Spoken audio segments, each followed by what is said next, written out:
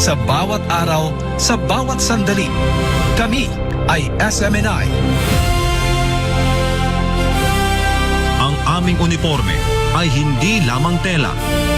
Ito'y sagisag ng aming paninindigan.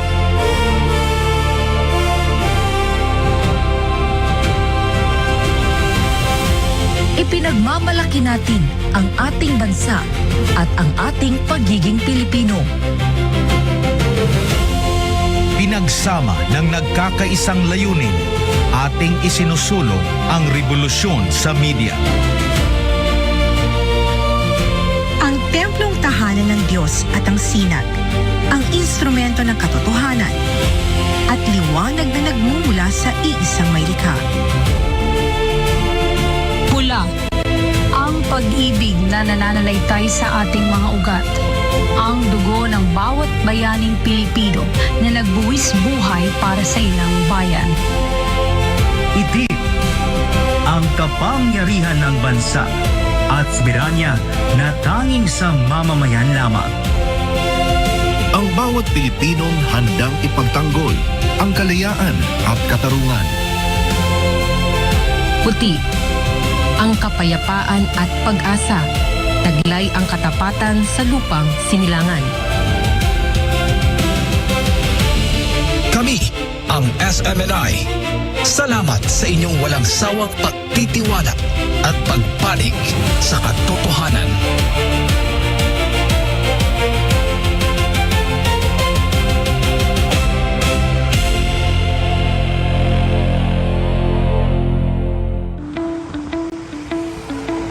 Marami ka bang katanungan tungkol sa iba't ibang uri ng sakit?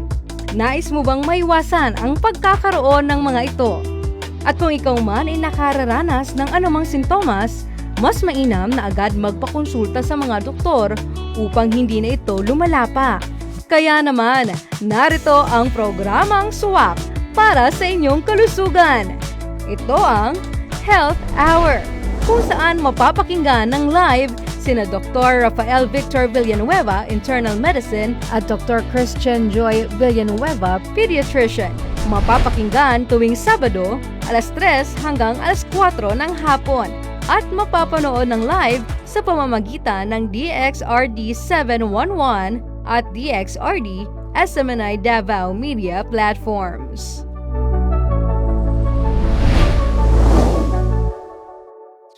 Mo nagpaminaw sa DXRD 711 SMNI Radio Davao.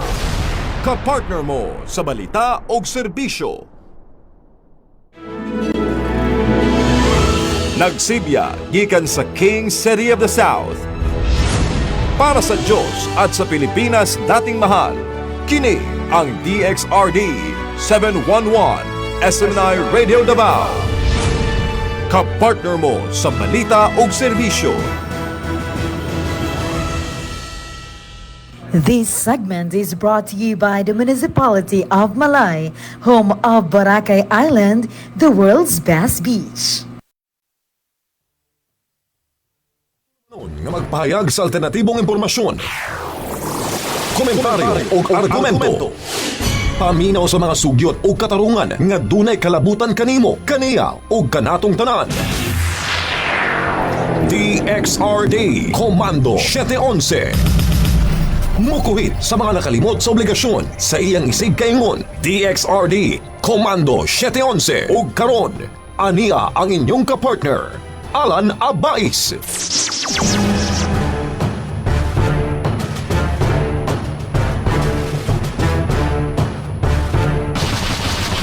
Partner Alan Abais. Alan Abais live sa Komando 711. Komando 711. Ka-partner Alan Abais. Alan Abais live sa Komando 711. Komando 711.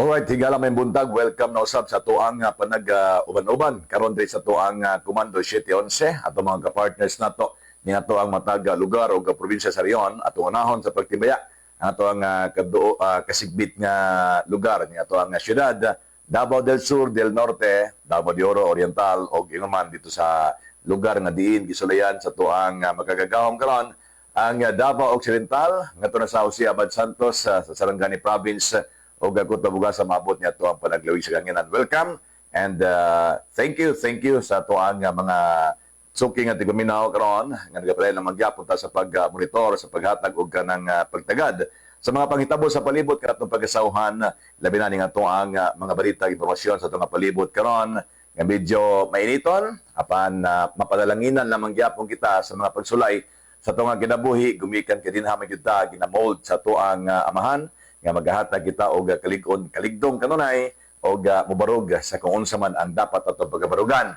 Ilabi na kini nga tuang iskutanan sa kamaturan lamang gyud no. Mo nagingon nato og mga ka-partners nato og dinhala ta himo og na mga butang nga maayo kay ang Ginoo nagatan-aw man gayud sa kung kinsa ang angay niya nga pagasuportahan, pagpadalanginan og hatagan og igo nga kining protection sa atuang matag karunugon niya. Grabe ang mga panghitabo sa tuang palibot no. Ato sang unahon diri sa to sa Dakbayan sa Davao. Sa Dakbayan sa Davao mga ka-partners nato, we'd like to thank no sa atuang taga City Inro ang ilahang basura diday ato ang mga basura ginahinay na karon sa paghakot di man jud nga ma-perfect na tala no do sa mga indoor na ako'y madunggan nga mga problema palamang gyapon. Pero nagapaningkamot ang atong taga Sindro nga masolusyonan gyud ang atong problema sa basura diri sa tuwa sa Dakbayan sa Davao. I heard nga naay usa ka post sa isa ka barangay labi na diri sa Catalonia Pequeño nga ginapahold na pod og palabay ang mga basura tungod kay sirad-an na pod kuno temporarily ang katong new sanitary landfill. I don't know unsay mga reason and need pa ni og confirmation.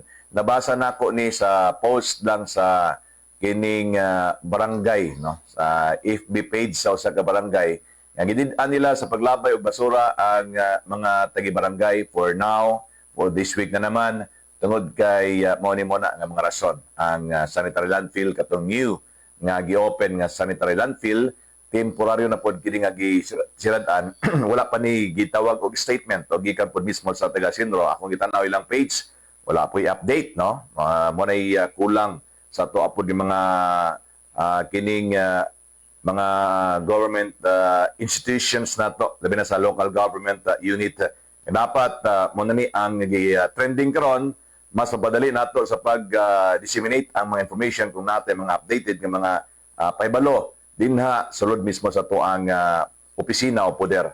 But anyway, good morning natong tanan. Ang Dakbayan sa Davao na-discuss sa tuwag kagahapon adlaw that doon tayo mga blessings sa dinhi ang national tax allotment nato allocation kita ang pinakadako na ito nang giplakpakan no nga gitagaan tag pagtagad sa national kay di man yun nato i-deny nga kita ang pinaka dinyos nata sa good standing ang atong governance and then ang atong financial handling nato maayo kini mo gid nga nakadawat ta og good financial housekeeping nato financial housekeeping gikan sa ato ang national government and with that good news and kining recognition or award nga ato nadawat expected nga dunay productivity bonus ang mga empleyado.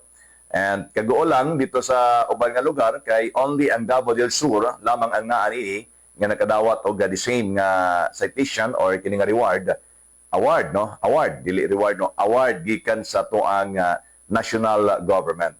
But sa tibuok nasod nalampasan nato ang Quezon City tungod kay kita ang pinakataas og NTA national tax allotment nato og nalampasan nato ang Quezon City nga naa lamang sila sa 9 billion, kita kay 10 billion, no? Nasundan sa Manila, naalaman sila sa 8 billion.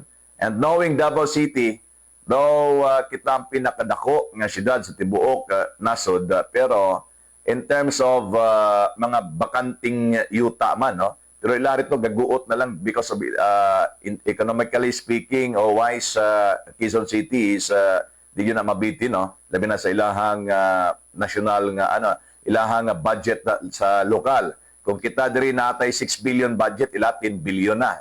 No? So dako kayo lang budget sa city para ipanggasto sila ang mga infra o mga project o mga lokal na to nga mga nila nga mga development. But anyway, that's one thing.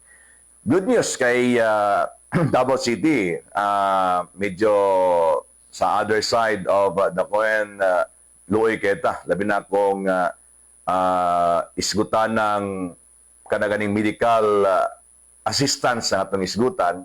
Nagsalig lang ta diri sa tuwa sa ginato ang lingap para sa mahirap, no? Kato mga by district na to nga mga allotment nga gikan sa panudlanan sa kining budget gikan sa mga district offices, wala na tay mga medical assistance din na, no? Sa una magaduol pa tong uban gito sa district office ni Nograles kaniadto karon unta kang kuan na kisa niya to ang first district congressman si Pulong, wala na kay dili naman nila matawag nga nanay medical assistance gikan sa budget sa GAA uban pa kay giputlan mag-budget si Pulong, giputlan og budget diha si Pulong.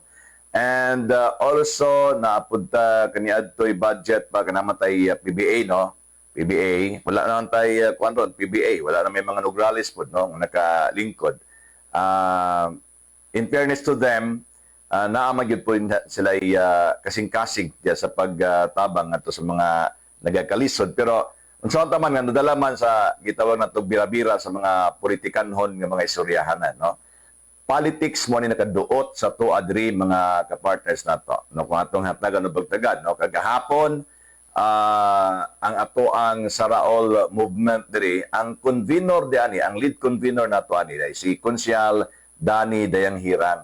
Ato nga paningkamutan nga makakonekta og linya og interview ni Konsyal Dani, no, pre-prelude, pre-interview, pero nabisi man siya. Mo ning replyan na lang taniya og yes, siya ang lead convener sa Saraol Parallel Group. Daghaman kay mga nagdala og kanang Sara, no, movement ba, Sara movement. Pero kining Saraol Parallel Group, morning grupo nila ni Dayang Hirang, Konsyal Dani sa Second District, siyang lead convener. O niya ang co-convener diyan ako nakita silang structural design, no? Si Attorney Raymond Batu. Doon na siya ay statement ipagawa kagahapon, no? Ningon sila nga suportado nila ang lihok protesta nga pinaabtik nga protesta sa kining Iglesia ni Cristo. If you can remember, no, kay sigutan nato ning karsikas gahapon sa EDSA, no, I hope nga kana peaceful rally man lang nila, dili ni parihan niya tong tawag aning mga grupo sa mga Makabayan Block nga kan kay mga chichiburitse sunog diri sunog dito o niya batikos ito nga murabag sila radyo tama, sila radyo ato ang sandigan karon gumikan kay wala tay mahimo kung wala sila. So ana gani ato ang makita niya tapos kabalo ra bata sa twist diha silahang mga gipang istorya, no. Kagahapon grabe ang mga tao nagaprosesok dili lang kini tanan mga miyembro sa Iglesia ni Cristo. Tungod kay pati ang mga Catholic members wala man nagasulti, nagabutyag, nagapilapil ang Roman Catholic, pero ang kini mga katilingban nga suportado miyembro aning Saraol tuwa po dito. So isa ni sa ato apod nga napansin dito nga ultimo ang MMDA nga si General Torre na surprise naigidakop dito because in violation ko na matod pa, obstruction sa dalan, tapos kisatan nila pa daghang kay mga pero wala nila na pugni ang bagang duot sa katilingban. Ang NCRPO head dingon sila nga yes, walay permit ang Iglesia ni Cristo nga nagapigayon og rally mga kapartners nato, pero ilang giangkon ang pag-angkon nila nga pwede nila to i-disperse. Gipangutana sa anong dili man ninyo ma-disperse. Pa-disperse mo nang mas daghan pa ang mga tao kaysa sa mga pulis. Sao ni mo na karon. Nga wala sila ka porma, wala sila ka bantay Kaya kung napay permit, unsay buhaton sa DILG. Mag-anana na po dito si John Vic Remullao. Mag-anana na po dyan dito. Lahos mo dire kay tanaw na to makasulod na mo. Butangan na po nag-barbed wire sa kining kuan nga iya sa prisuhan. No, dili man na pwede unta kay maka-harm na siya kay too aged na siya unya tapos pating haita. Gamay lang nga badly sa nasyong panit masama din ka. Mao na nailangit pang koral karon. Inhuman man na it can harm no sa ato mga katilingban din na no. So kini karon ang nahitabo. Ang kining pinaabtik nga rally doon ay statement ani si ang NCRPO head no. I forgot his name no pero gitan-aw na ko diri mga ka-partners na to. Din pa ha kay dili ma-open sila sa kuang tukar na po ning kuang kuan yan. Si NCRPO nagsulti nga dili nila mapugngan o ilalamang kini nga paningkamutan nga nadakpan tong mga naga-violate nga makayara po nila. So at least tayo bilang 5 ata ang mga nadakpan no. Pero ang MMDA chair o MMDA general manager nga si Torre pakapurma dito rin siya nagmonitor mga ka-partners na to siyahang kuan kini ganing Baluarte. Yan ipakita rito, moniha, monitored mo siya tanan, CCTV, anywhere, everywhere, labi na sa EDSA, blah, blah, blah. Pakita nila ilahang kakuya rito sa pag-monitor sa mga CCTV. Si Marcos, si PBBM, wala siya midadyon sa iyahang kining mga appointment tungod atong kulgot na ang mga tao sa EDSA, ang kining mga nasa People Power Monument, napuno na ang itong mga motorista natanggong yung taon itong uban, wag gagawas, no? Nagbagulbol man sila, pero naapil lang sa snapok dito. Pero ana na siya. Na ay statement si VP Inday Sara Duterte Carpio. Ang statement ni VP Inday Sara Duterte Carpio, nga gi-suportaan po ni sa ito ang mga membro sa Sangguniang Panglungsod.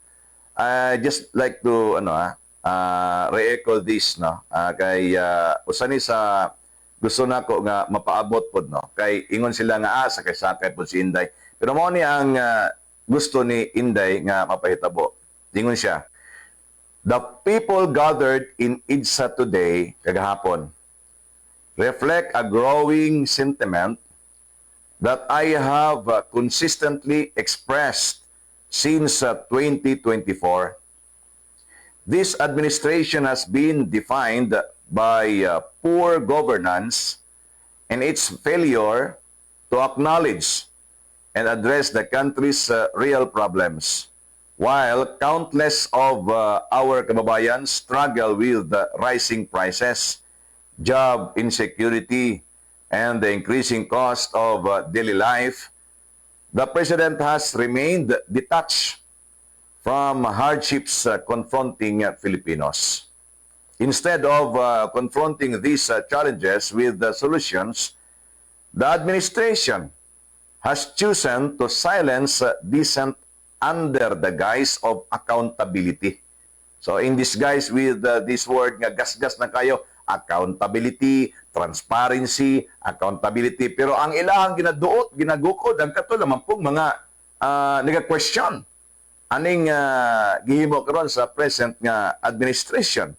So yun si Inday siya nga statement, it has weaponized the justice system by filing cases against and imprisoning individuals who dare speak out against alleged corruption and abuses in Malacanang, question the administration's competence, or criticize the president, including allegations concerning his drug use. Such actions raise serious concerns about the state of free expression, democratic accountability, and the shrinking space for legitimate political dissent. The president's failures of character and leadership have fostered an increasingly oppressive political environment. A government that answers criticism with intimidation, undermines the very democratic institutions it is sworn to protect. This is no longer a matter of politics. It is a matter of the honor of the state and the future of a people who continue to bear the weight of economic hardship, while their voices are increasingly met with oppression or repression. Signed, Sara Duterte Carpio, o Sara Zimmerman Duterte, Vice President of the Philippines, kagahapon dated June 30, 2026. So, with this statement, niingon ang uban ng mga taga Davao. May mga grupo dito sa Davao City, and I already mentioned the Sara All group, parallel group headed by Dayang Hirang and Attorney Raymond Batu. And they also have their connections from Visayas and in Luzon. And to those people, member of this parallel group in Luzon, tuwa po sila rito. Appeal po sila rito mga kapartners na to. So, kini, karon ang ginapang sukaran. Asa ni nanukat ang tanan? Remember nga, kagahapon, we did mention about sa status ni Marcoleta nga paspas pa kayo sa manatad ni si Ombudsman Buyeng Remulla nga nagapahayag nga sunod nga mapreso gyud ni si Senator Rodante Marcoleta. Before July 6, mugawas na ang warrant of arrest. Unsa man ning July 6? Ang July 6 is mao ni siya mga kapartners nato ang first salvo diha sa impeachment trial. Nga ang kini ato mga senator, mahimo na ni mga senator judges sa diya makasuot na silahang robe being a senator judge, no? So mag shift na into impeachment court. So tanan nga mga senator mahimong senator judges, and pila na lang na sila kabuk. Number game ang gud ni. Dili ni siya accountability nga gusto nga ikaw dapat tuki may kalabutan sa kung unsa ang dapat nga kamatuoran kini mga trump up charges, mga pasangil nga mo ni muna kusog ra ba kani mo singgit ni mga grupo sa militante about anang mga trump up charges, but sila grabe ang makahimo og kanang mga butang-butang bisag dili tinuod og nakabalo sila, gusto nila mind conditioning kanunay nga mga katilimban karon mutuo nila unya kini man mutuo ang mga tao nila. So mo ni karon ilang ginahimo because of the na weekend ang atong government, and because of the number game karon din sa Senado and divisive ang atong Senate, ilan ang gipahimuslan. Unang-una, daning kamot sila nga ang ICC mo abot diri. Bisa pa man tuod kaniadto nga ningon sila nga dili daw sila mag-apil-apil kay lagi mao ni mo na, pero nakita na to ilang pagpamakak, di ba? So di nakakompensaan ang mga statement nila nga mao ni, pero dahi ang ilang ginahimo sa likod. So that's gonna be the case, no, nga makaingon ta og grabe ang mga diversionary tactic aning grupuha kay ato ang present administration. Di nakakatuo silang isulti kay lahi ang ilang aktual nga ginahimo. Ningon og dili pero deto sila pa gani nag-finance. Ningon og dili mag-apil-apil pero sila deto naga-cater. Gamit pa ang ato ang mga kapulisan, ang ato mga means and kani-gani mga gastuhonon din na kita pa hinuon naggasto libre ngadto sa International Criminal Court. Tungod lang sa politics. Tungod lang kay pabor nato. Dili na ni, it has nothing more to say about our sovereignty. Political maneuvering na ni o political survival sa ilaha karon kay 2028 ang ilang ginapangandaman. Dili ni siya ingon og para ni sa tuang taong bayan lahanin kaugalingon, and very clear ta and loud and clear ta dinha mga kapartners nato. Dili na dapat nato kiniisgutan pa og kanaganing mayingon ta og magtimbang-timbang pa, and kabalo na ta on-side samputan ani in the future. Nibalik ka sa kakaraanan manggod nga diha pa ulanon og kanang mga kunuhay mga infra kanang taliangat na ang eleksyon, in the middle of the kiniganing term no sa usa ka presidente, 2 years na lang ang pabuton, mag-change na putag administration, diha pa magpahumot ngadto sa katilingban. Pero sa first day, first year pa lang daan, wala, puro kabig. Unya dira ba na mahuman kanang mga proyekta? O maganda mahuman ng kang digong gani nga sa first year pa lang dan siyahang pangatungdanan karon kay naabtan og kanaganing next administration gipang hold mangani ang kining mga budget imbis kay gi-approve na nga dili na matandog ginatandog pagyapon nila na nakatabaghak ning sorry sa word tabaghak ning ato ang present nga kalaki ning atong administration.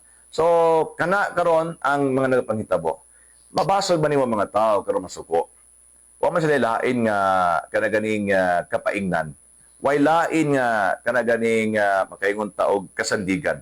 Nata sa demokrasya, nata sa kaayuhan, nata sa kakuhan that everybody can express their sentiments and nahimo na ang People Power Monument nga dinha ang gingon nato og bulgaranan sa tanan mga kasagmuyo sa tuang mga tao kadalingban kung wa na makauyon sa tuang present nga body language sa administration. So di ni mabasol na. And Inday knows everything. Dili na for her lang, for iyang kuan career sa iyang politics career niya for 2028. No, this is true. Nahitabo and people knows it. Bisag man dili ni musultian kabalo na ta. Unsay naa karon prisohon ang magreklamo, ipiton ang kadtong mga mag-say against aning present administration and ang hinungdan di ay sa kasuko usab sa mga miyembro sa Iglesia ni Cristo kang Senator Marcolita nagpagawas og statement niya to ipadungog kaninyo ang katong statement atong leader nila no sa Iglesia ni Cristo ngano asa nanukad ang tanan. Mubalik ta Uman lamang sa mga pipila ka mga reminders sa itong master control. Sanday mo mga kapartner na to. Kapartner Alan Abais. Alan Abais live sa Komando 711. Komando 711. This segment is brought to you by the Municipality of Malay, home of Boracay Island, the world's best beach. Kamo nagpaminaw sa DXRD 711 SMNI Radio Davao. Kapartner mo sa balita o serbisyo. Marami ka bang katanungan tungkol sa iba't ibang uri ng sakit? Nais mo bang maiwasan ang pagkakaroon ng mga ito? At kung ikaw man ay nakararanas ng anumang sintomas, mas mainam na agad magpakonsulta sa mga doktor upang hindi na ito lumala pa. Kaya naman, narito ang programang SWAP para sa inyong kalusugan. Ito ang Health Hour, kung saan mapapakinggan ng live sina Dr. Rafael Victor Villanueva, Internal Medicine, at Dr. Christian Joy Villanueva, Pediatrician. Mapapakinggan tuwing Sabado, alas 3 hanggang alas 4 ng hapon. At mapapanood ng live sa pamamagitan ng DXRD 711 at DXRD SMNI Davao Media Platforms.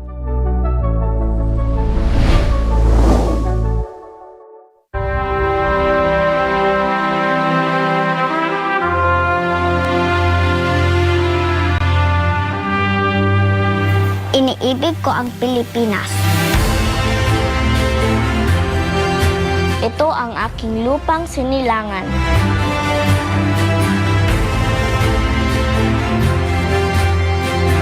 Ito ang tahanan ng aking lahi. Ako'y kanyang kinukupkop at tinutulungan upang maging malakas, maligaya at kapaki-pakinabang. Bilang ganti, diringgin ko ang payo ng aking mga magulang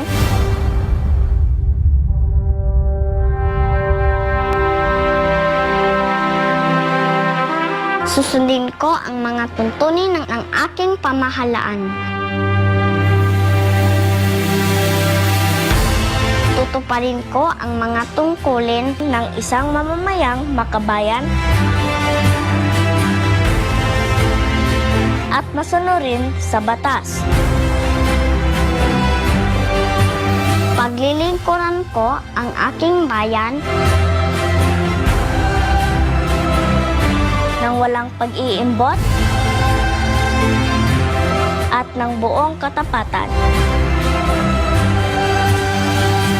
Sisikapin kong maging isang tunay na Pilipino sa isip, sa salita, at sa gawa.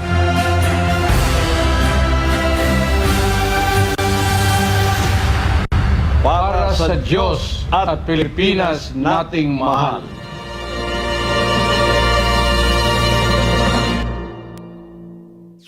Kamo nagpaminaw sa DXRD 711 SMNI Radio Davao. Kapartner mo sa balita o serbisyo. Nagsibya gikan sa King City of the South. Para sa Diyos at sa Pilipinas dating mahal, kini ang DXRD 711 SMNI Radio Davao. Kapartner mo sa balita o serbisyo.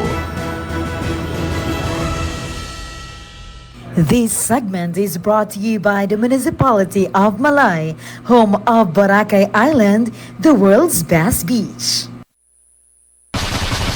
Kapartner Alan Abais. Alan Abais live sa Komando 711. Komando 711.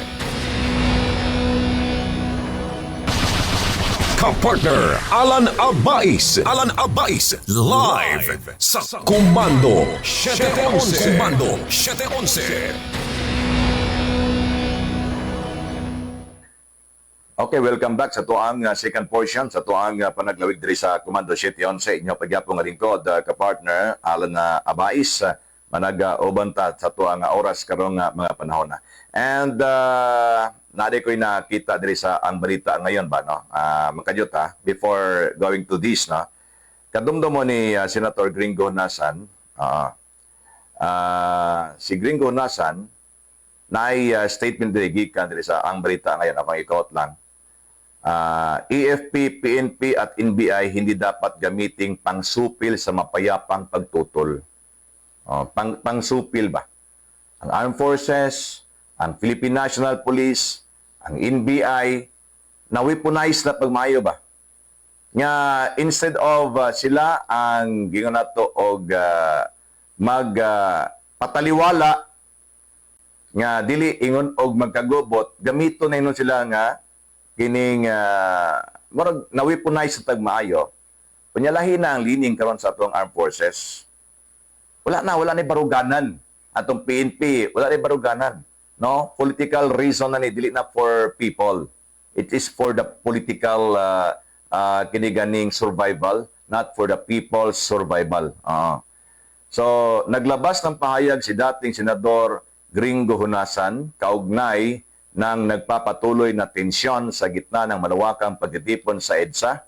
Sa kanyang social media post, iginiit ni Honasan na ang Armed Forces of the Philippines, Philippine National Police, at National Bureau of Investigation ay mga armadong institusyong itinatag ng Constitution upang pangalagaan ang kaayusan, seguridad at kapakanan ng mamamayan.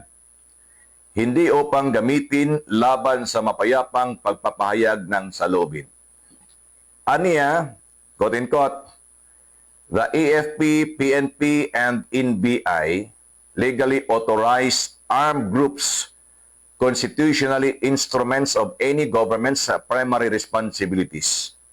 Harmony in families, cooperation in communities, order in the state, inclusive growth in the nation, and security in our shores. Cannot be used by anyone to inflict harm on Filipino lives, liberties, and property, and stifle peaceful dissent. Lumabas ang payag ni Honasan kasabay ng pagpapatupad ng heightened security measures sa National Capital Region at habang nagpapatuloy ang malawakang pagtitipon sa EDSA kung saan nanawagan ng iba't ibang sektor para sa kanilang mga paninindigan. Sa kanyang mensahe, binigyan diin ni Honasan na ang mga institusyong nagpapatupad ng batas ay nararapat manatiling tapat sa kanilang konstitusyonal na mandato at hindi gamitin upang hadlangan ang mapayapang paglahok ng mga mamamayan sa demokrasyang proseso. So, naasya gingon katong statement nga cannot the EFP, the PNP, and the NBI cannot be used by anyone to inflict harm on Filipino lives, liberties and property, and stifle peaceful dissent. No? So yun siya, the AFP, PNP, and NBI legally authorized armed groups, constitutional instrument of any government's primary responsibilities. So, ang tendency magud karon, dali ra kaayo mo-react nga, oy, hipusan na ang ilahang mga kanya. Wala nilagi tan-aw karon ug unsay rason nganong naana sila diha. Kung makabayan black lang na siya, kawala naman ta sa switching sa ilahang mga naa silang pangutok din ha. Maayo man nga anti-corruption sila, maayo man nga nasagmuyod sila sa mga katilingban, pero half-baked man guna ilaha. No? Half-baked lang. Half-baked and half-baked. Ginapanaan kanila ba? Katunga lang imo. Ang katunga nasa mua, katunga nimo ipakaon si mo ang katunga. Then pag madala ka sila ha, diri ka sa ilahang pagkaon gyud nga mao gyud ang tinuod, no? Ang makabayan black mayingon sila nga anti-corruption katunga lang na, no? Bait na nila sa imo ha. Ikaw karon mo kagat ka, parihami og sentiment, anti-corruption pug go. Onya pag mo sulod ka sila nga grupo tungod kay half-bait lagi, so gipanaan kag katunga, mabalani mo nga ang tinuod nilang purpose is to topple down the government, no? So panaan kanila og katunga, half-bait, and then the full purpose kana makasulod na ka. Diha kanila ig-on nga ayaw naggawas diri na lang ta. Total parehaman ta og kanang kausa anti-corruption ka ako, and we also kini nga grupo, we need you as kay tawag human force. We need human force. Pero ikaw karon nagsinggit ito kay lagi di gyud ka gusto corruption. Kisa may tao dili gusto kanang gusto corruption kita nang tanan, di ba? Pero ay mo pataka-takag sagol og grupo. Mo ni ako ang gustong ipahitabo diya kaninyo. Ay mo pataka-takag sagol og grupo kay kining grupuhan ni do na nilain nga agenda. Dili na isulti ng ilang agenda nga sila mo puli aning gobyerno ha. Komunista po na sila.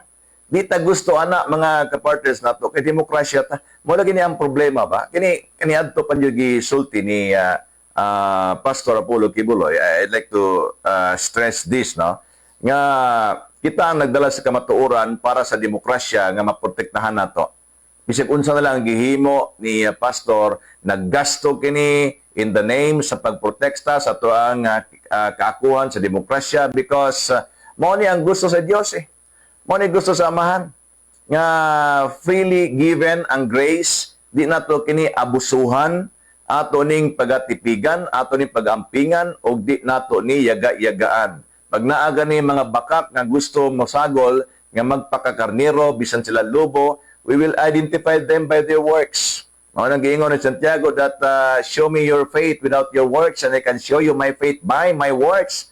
So it is of our works nga makaingon ang tao nga ma-justify ta nga ikaw tinuod ka nga alagad sa Ginoo tungod kay gipakita nimo imong kaayo kaakuhan ngadto sa katilingban. Unya karon ang kini nga government igsoon makita nimo sa works. Mingon sila nga yes, we are pro people. We serve these people, we serve this country, and we protected the sovereignty of the land. But how about the outcome? But di man nimo makita diha mga kapartners natong outcome ani nila. Di mo makita diha ang katinuoray sa ilahapon nga gipanghimo, di ba? So gikinahanglan nato nga kita nga mga tao dito ta mo barog sa kamatuoran. Tanawa ka ang gihimo sa mga nagbarog sa kamatuoran nila gipapreso. Gipapreso nila si Digong, gipapreso nila kini mga pro people, no? Minding not the oligarchs, minding not the kining kinsa paning moingon og ako ang pinakadato diri sa Pilipinas tungod kay dako kog mga tax nga gihimo dira pero mas dako pa dig utang nga gi-clever mao lang di ilahang gibayad nato sa tuang Bureau of Internal Revenue sa tuang mga revenue collection kulang di ay kay lagi pagtuna to dako na kayo ng bilyones so nakita di ilang gibayad sa taxation pero dito lampas katunga pa ang kulang mo nakita ni Digong look at PAL, look at other kining mighty nga grupo cigarette, no? Dako pa di kay mga utang ang Inquirer mismo ha mo na suko kay ning Inquirer kay lagi mo ni mo na gibulabog sila. Naka sa media industry niya tapos ikaw di po doon na po niya kay problema ang ABS-CBN mismo where I belong, no? Dako kay problema, kaya man nila mag-apply og kana ganing prangkisa pero wala nila gihimo. Gihulat nila nga muling kun si Digong kay para mas paboran nila tong gisulti ni Digong nga pasiradaan sila. Sila ang nalipay nga gisiradaan, gumikan ka nag-digital na sila. Kabalo ko anak kay tiga diha ko. Gani si ang amuang RNG head kanya to, mga kapartners ato nitug-an na gyud siya nga ingon ani ang gusto sa ABS-CBN. Buti pa sa butani, nalipay pa ang ABS-CBN nga ninirado, gumikan kay, nalibre pa sila sa gasto.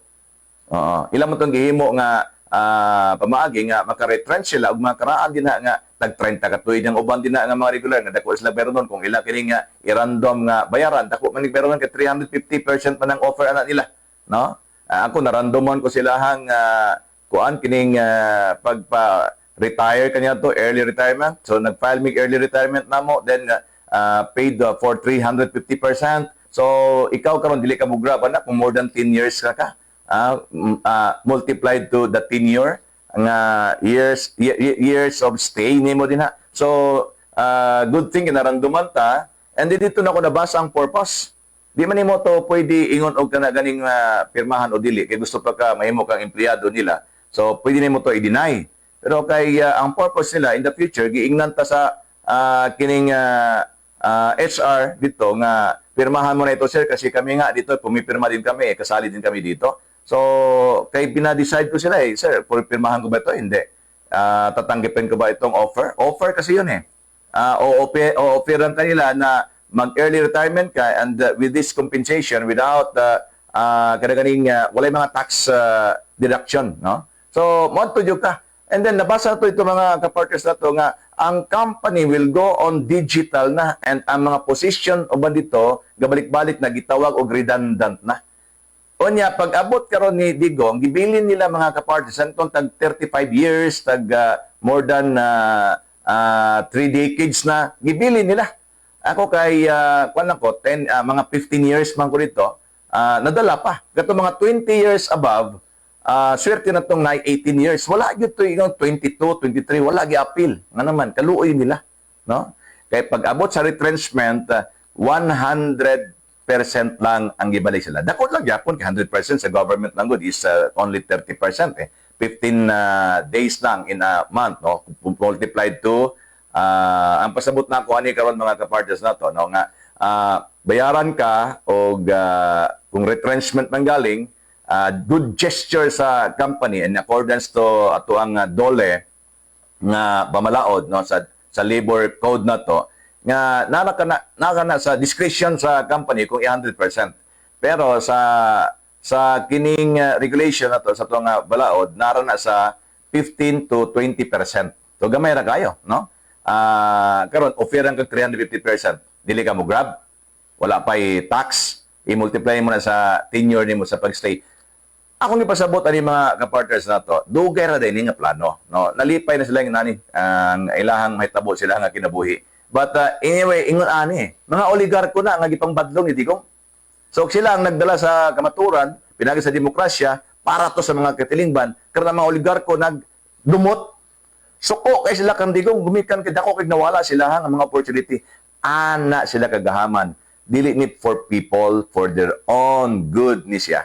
And ang problema nini nga present administration, gibalik na pod sila sa pagpahari ang mga oligarko ning ato ang nasod. No? Daghan kay mga kini si Hunasan, kabaluan siya ani, no? Dili man ingon og pro Digong siya, but he warned the AFP and PNP, basin nakalimot na mo sa inyong gipanumpaan, no? Basin nakalimot na mo nga pag naay mga mapayapang dili man ni pag-aaklas Wala man di mga kuan pag walay panawagan diya nga mag-aaklas ta sa government, mag-rebuild dita wala, no? Ang kini sentiments sa mga tilingban nga ina nakasagmuyo. And dapat maminaw nga tong government. Tanawa ang gihimo karon mga ka-partners na to. Niingon tong mga kang Buying nga ayaw padala diha Buying. Si Lacson, niingon po na si Buying di na dapat nagpadala. Si Lacson wala na ka, no? Baho nimo pwede ka bulabog na pang-retirement na nimo. Wala na ka nagtipig sa imong pangalan Lacson. Laksot na ka, ha?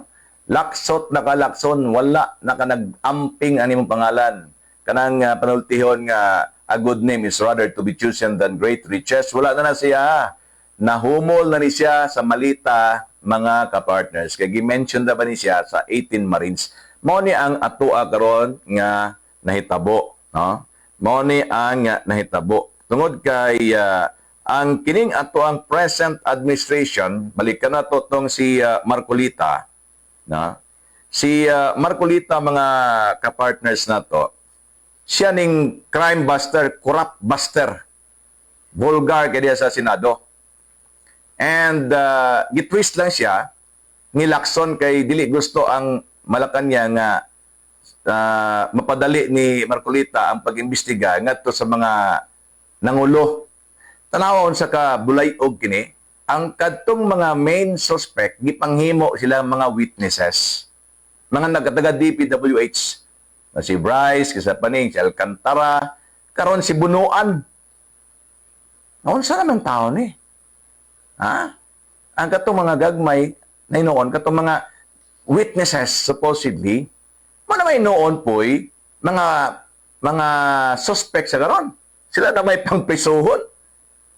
Di ba dapat ato ni silang hunanaon pagmayo nga, uy, naningog ni sila ba tong delivery boys, malita boys.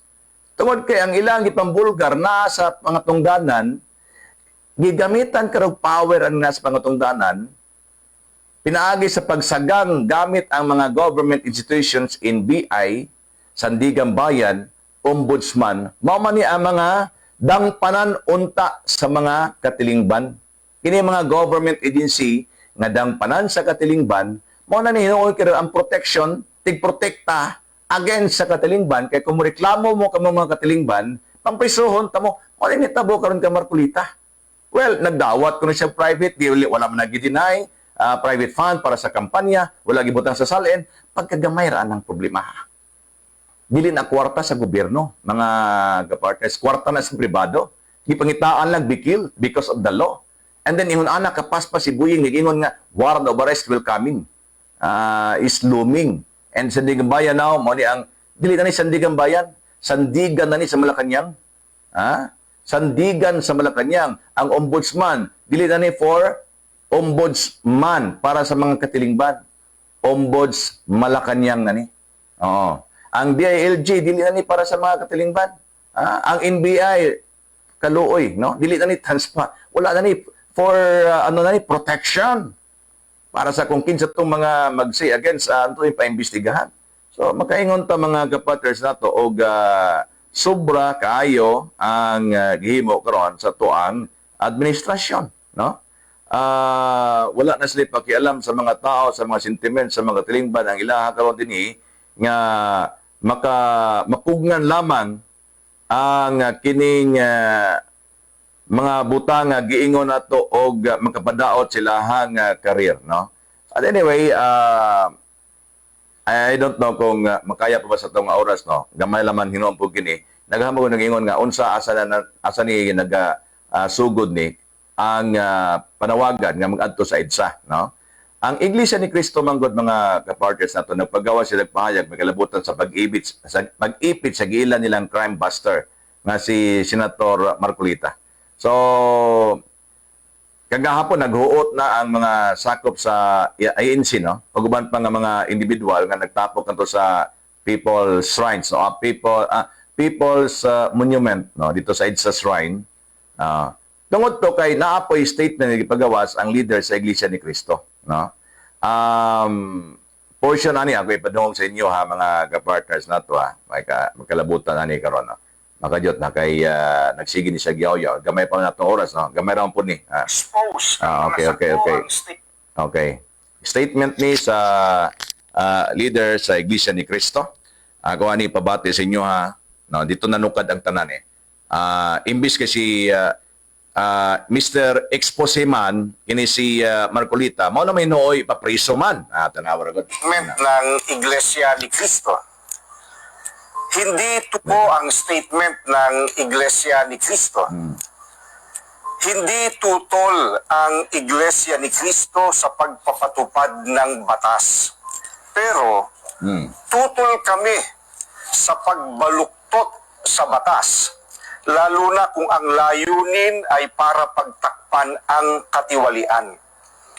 Gaya ng alam ng marami, si Senator Dante Marcoleta ay nanguna sa pag-iimbestiga sa isa sa pinakamalaking pandarambong na naganap sa ating kasaysayan. Sinimulan niya ito nang siya pa ang chairman ng Blue Ribbon Committee ng Senado. Subalit, pinalitan ng liderato ng kumiting ito. Gayunpaman, itinuloy niya ang paghahanap ng hustisya para sa atin na mga mamamayan. Ang ipinagtataka namin ay kung bakit siya na nagsusulong sa pag-expose ng mga sangkot sa napakalaking pagnanakaw sa Pilipinas ang kakasuhan at ipakukulong sa halip na ang mga na-expose. Ang ikinakaso kay Senator Marcoleta ay plunder na isang non-bailable crime. Sa makatwid, ipakukulong siya at hindi pwedeng magpiyansa hanggang hindi natatapos ang pagliliti sa kanya. Sa madaling salita, ay hindi na niya maitutuloy ang paglalantad o pag-expose sa mga sangkot sa pandarambong na naganap. Pero, paanong naging plunder ang pagtanggap ng campaign donation o campaign contribution? Hindi naman galing sa kabangyaman ng Pilipinas ang tinanggap niyang donation mula sa mga sumuporta sa kanyang pagkandidato bilang senador. At mismo ang COMELEC ay naglabas na ng desisyon na walang krimen na naganap sa pagtanggap niya ng campaign donation. Sinusuportahan ng Iglesia ni Cristo ang itinataguyod ni Senator Marcoleta dahil ito rin ang posisyon namin. Nananawagan kami para sa transparency, accountability, justice, and peace. Kahit ipakulong nila si Senator Marcoleta, ay hindi kami titigil sa paghingi ng katarungan para sa mga kababayan natin na ninakawan. Gusto naming ipaalam sa kanila na isang injustice ang selective justice at hindi kami mananahimik sa harap nitong napakalaking pagyurak sa katarungan na hinihingi ng ating mga kababayan. Ayan, so, isa na sa mga bulawanon nga statement no, coming from their respective leader, diha mga kapartners. No? But anyway, mga kapartners na to, kung sa inyo hang ikasulti nini, what ay lain nga himuon, karon bisan pag musinggit ka, prisuhon ka, wala na ang demokrasya na to din eh. Ipitasya na ni. Di na demokrasya, ipitasya na. So, dito rin kita sa taas.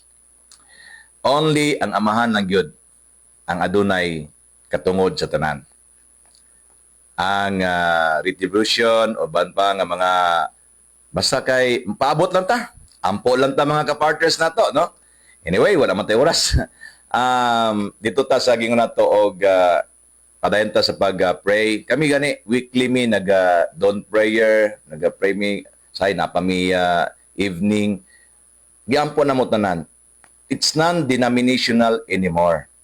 Tanan nga mga evangelical, tanan nga mga magtotoo, magkausa ta. Mga tag pangaliya sa Ginoo ako makahilak ko sa situation.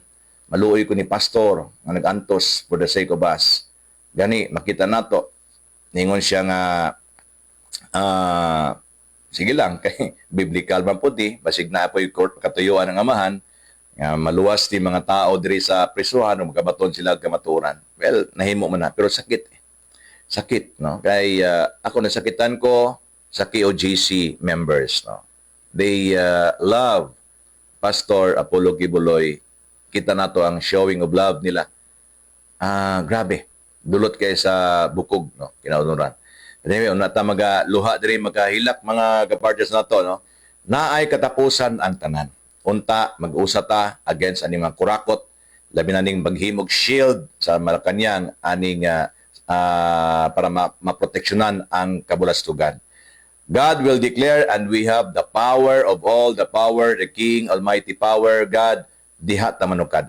Sa ngalan sa tuang puwersa sa DXRD 711 sa Sunshine Media Network and atong sparring partners sa Pikas Lawak, Nelson Solada, atuang assistant din na, Hiner Dizon, and also ang atuang President CEO Marlon Rosete. Ako yung lingkod ka-partner, Alan Abayes ay magsasabing, God bless and good morning. Dalaygon ka, ma'am.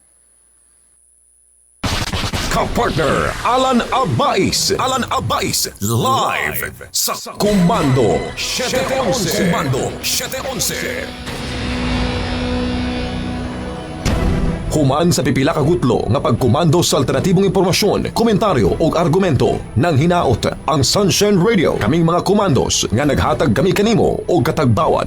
DXRD Komando 711. This segment is brought to you by the Municipality of Malay, home of Boracay Island, the world's best beach. Kamo nagpaminaw sa DXRD 711 SMNI Radio Davao. Kapartner mo sa balita o serbisyo. Marami ka bang katanungan tungkol sa iba't ibang uri ng sakit? Nais mo bang maiwasan ang pagkakaroon ng mga ito? At kung ikaw man ay nakararanas ng anumang sintomas, mas mainam na agad magpakonsulta sa mga doktor upang hindi na ito lumala pa. Kaya naman, narito ang programang SWAP para sa inyong kalusugan. Ito ang Health Hour, kung saan mapapakinggan ng live sina Dr. Rafael Victor Villanueva, Internal Medicine, at Dr. Christian Joy Villanueva, Pediatrician. Mapapakinggan tuwing Sabado, alas 3 hanggang alas 4 ng hapon. At mapapanood ng live sa pamamagitan ng DXRD 711 at DXRD SMNI Davao Media Platforms.